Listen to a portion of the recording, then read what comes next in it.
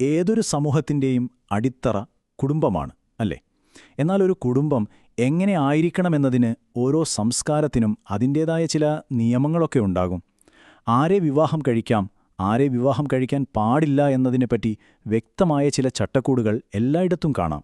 അപ്പോൾ ഇന്ന് നമ്മൾ നോക്കാൻ പോകുന്നത് ഇസ്ലാമിലെ ഈ വിവാഹ നിബന്ധനകളെക്കുറിച്ചാണ്. ഈ വിഷയം ശരിക്കും മനസ്സിലാക്കാൻ നമ്മളൊരു 5 കാര്യങ്ങളിലൂടെയാണ് കടന്നുപോകുന്നത്. ആദ്യം തന്നെ മഹ്റം എന്നൊരു വാക്കുണ്ട്, അതെന്താണെന്ന് നമ്മൾ നോക്കും. പിന്നെ രക്തബന്ധം കൊണ്ടും മറ്റു ചില കാരണങ്ങൾ കൊണ്ടും വരുന്ന സ്ഥിരമായ വിലക്കുകൾ ഏതൊക്കെയാണെന്ന് ചർച്ച ചെയ്യും. അതിനുശേഷം ചില സാഹചര്യങ്ങളിൽ മാത്രം വരുന്ന താൽക്കാലിക വിലക്കുകളെക്കുറിച്ചും, പിന്നെ ഈ നിയമങ്ങളൊക്കെ എവിടെ നിന്നാണ് വരുന്നത് എന്നതിൻ്റെ അടിസ്ഥാന തത്വങ്ങളും നമ്മൾ മനസ്സിലാക്കും. ശരി, അപ്പം നമുക്ക് തുടങ്ങാം. ഈ നിയമങ്ങളെല്ലാം മനസ്സിലാക്കണമെങ്കിൽ ആദ്യം ഒരു വാക്ക് നമ്മൾ അറിഞ്ഞിരിക്കണം. അതാണ് ഇതിൻ്റെ എല്ലാം താക്കോല്. ആ വാക്ക് എന്താണെന്ന് നമുക്ക് നോക്കാം. അപ്പോൾ സ്വാഭാവികമായും നമ്മുടെ മനസ്സിലൊരു ചോദ്യം വരും, അല്ലേ? ഇസ്ലാമിക നിയമമനുസരിച്ച് ആരെയാണ് ഒരാൾക്ക് വിവാഹം കഴിക്കാൻ പാടില്ലാത്തത്? ആരാണ് ഈ അൺമാരേജബിൾ എന്ന് പറയുന്ന വിഭാഗത്തിൽ വരുന്നത്? ആ ചോദ്യത്തിനുള്ള ഉത്തരമാണ് മഹ്റം എന്ന വാക്ക്. സിമ്പിളായി പറഞ്ഞാൽ, ഒരു വ്യക്തിക്ക് വിവാഹം കഴിക്കാൻ പാടില്ലാത്ത വിലക്കപ്പെട്ട അടുത്ത ബന്ധുക്കൾ, അവരെയാണ് മഹ്റം എന്ന് പറയുന്നത്. ഈ ബന്ധങ്ങൾക്ക് ഇസ്ലാം അത്രയധികം പവിത്രത നൽകുന്നുണ്ട്. അതുകൊണ്ട് തന്നെ ഒരു മഹ്റമുമായുള്ള വിവാഹം വളരെ ഗൗരവമേറിയ ഒന്നായാണ് കണക്കാക്കുന്നത്. ഇനി നമ്മൾ കാണാൻ പോകുന്ന എല്ലാ നിയമങ്ങളുടെയും അടിസ്ഥാനം ഈ ഒരു ആശയമാണ്. ഈ വിലക്കുകളെ നമുക്ക് പ്രധാനമായും 2ആയിട്ട് തിരിക്കാം. ഒന്ന്, സ്ഥിരമായ വിലക്കുകൾ, അതായത് ജീവിതത്തിൽ ഒരു കാരണവശാലും ഒരു സാഹചര്യത്തിലും വിവാഹം കഴിക്കാൻ പാടില്ലാത്ത ചില ബന്ധങ്ങളുണ്ട്. ഇനി രണ്ടാമത്തത് താൽക്കാലികമായ വിലക്കുകളാണ്. അതായത് ചില പ്രത്യേക സാഹചര്യങ്ങളിൽ മാത്രം ഒരു വിലക്ക് വരും. ആ സാഹചര്യം മാറുമ്പോൾ ആ വിലക്കും അന്ന് മാറും. പിന്നെ വിവാഹം കഴിക്കുന്നതിന് തടസ്സമൊന്നും ഉണ്ടാവില്ല. അപ്പോൾ നമുക്ക് ആദ്യത്തെ പ്രധാന വിഭാഗത്തിലേക്ക് കടക്കാം. രക്തബന്ധം വഴിയുള്ള സ്ഥിരമായ വിലക്കുകൾ.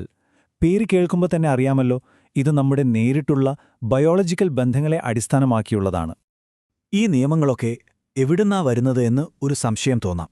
ഇവയെല്ലാം ഖുർആനിൽ നിന്ന് നേരിട്ട് വരുന്ന നിർദ്ദേശങ്ങളാണ്. രക്തബന്ധത്തിലുള്ള 7 വിഭാഗം ബന്ധുക്കളെ പേരെടുത്ത് പറഞ്ഞു തന്നെ ഖുർആൻ വിവാഹം വിലക്കിയിട്ടുണ്ട്. അപ്പോൾ ആരാണ് ഈ 7 വിഭാഗങ്ങൾ? നമുക്കൊന്ന് നോക്കാം.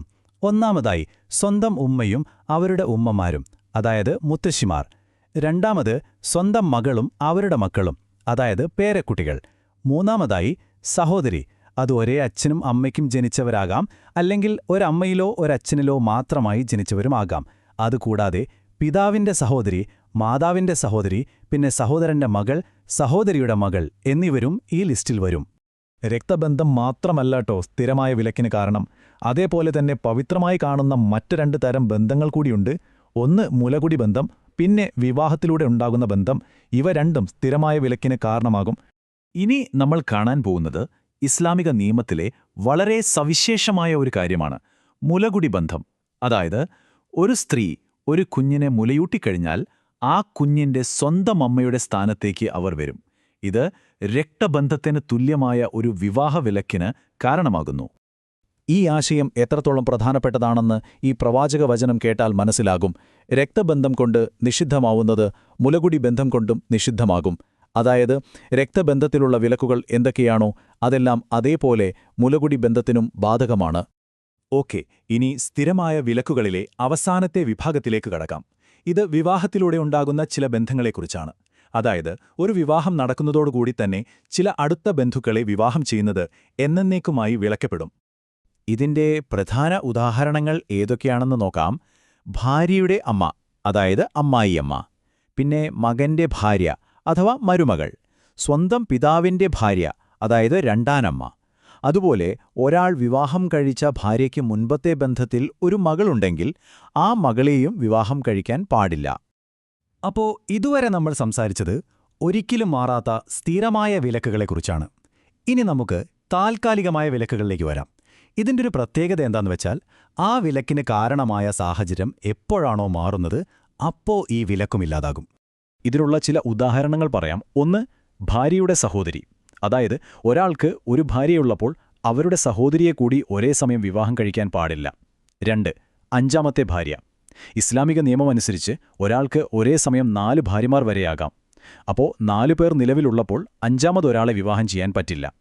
മൂന്നാമത്തേത് ഇദ്ദ ആചരിക്കുന്ന സ്ത്രീയാണ്. അതായത് വിവാഹമോചനം കഴിഞ്ഞോ ഭർത്താവ് മരിക്കുകയോ ചെയ്തൊരു സ്ത്രീക്ക് അടുത്ത വിവാഹത്തിനു മുമ്പ് ഒരു നിശ്ചിത കാലം കാത്തിരിക്കണം. ആ കാത്തിരിപ്പ് കാലയളവാണ് ഇദ്ദ. ആ സമയത്ത് അവരെ വിവാഹം ചെയ്യാൻ പാടില്ല. ഇപ്പോൾ നമ്മൾ ഒരുപാട് നിയമങ്ങൾ ചർച്ച ചെയ്തു. അപ്പോൾ സ്വാഭാവികമായും ഒരു സംശയം വരാം, ഇതൊക്കെ എവിടുന്ന് വരുന്ന നിയമങ്ങളാണ്? ഇവയൊന്നും ആരെങ്കിലും വെറുതെ ഉണ്ടാക്കിയതല്ല, മറിച്ച് ഇസ്ലാമിന്റെ അടിസ്ഥാന ഗ്രന്ഥങ്ങളിൽ നിന്ന് നേരിട്ട് വരുന്ന നിർദ്ദേശങ്ങളാണ്. ഈ നിയമങ്ങളുടെയെല്ലാം പ്രധാന ഉറവിടം ഖുർആനാണ്. പ്രത്യേകിച്ചും ഖുർആനിലെ 4-ാമത്തെ അധ്യായമായ സൂറത്ത് നിസ്സായിലെ 22-23 സൂക്തങ്ങളിൽ ഈ കാര്യങ്ങളെല്ലാം വളരെ വ്യക്തമായി തന്നെ പറയുന്നുണ്ട്. ഒരു കാര്യം കൂടി സൂചിപ്പിക്കട്ടെ, ഈ വിവരണത്തിനു വേണ്ടി നമ്മൾ ആശ്രയിച്ചിട്ടുള്ള വിവരങ്ങൾ വിസ്ഡം എഡ്യൂക്കേഷൻ ബോർഡിന്റെ 8ാം ക്ലാസ് പാഠ്യപദ്ധതിയിൽ നിന്നുള്ളതാണ്. അപ്പോ ഇതെല്ലാം കേട്ടുകഴിയുമ്പോൾ നമ്മൾ ചിന്തിക്കേണ്ട ഒരു പ്രധാനപ്പെട്ട ചോദ്യമുണ്ട്. ഇത്രയും വിശദമായ വിവാഹ നിയമങ്ങൾ യഥാർത്ഥത്തിൽ എന്തിനാണ്?